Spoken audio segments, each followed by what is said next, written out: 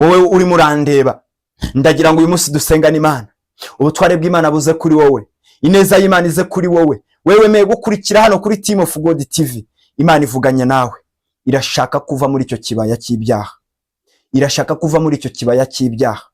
Wirindira ngo ni pastor ahagukura, wivuga ngo ni abantu bahagusize, wivuga ngo byararenze umaze kugera mu myaka iyi niyi, wivuga ngo ngutinze igihe mu bibazo cyangwa se mu bigeragezo cyangwa se mu byaha, wivuga ngo wowe ntiwakizwa, wikwita ku bikomere wahuriyemo nabyo. Hari indwara wahuriyemo nazo muri icyo kibaya cy'ibyaha, hari ibikomere wahuye nabyo muri icyo kibaya cy'ibyaha, hari ibihombo wahuriyemo nabyo muri icyo kibaya cy'ibyaha, hari uruvugo, wambaye ubusa, witinya.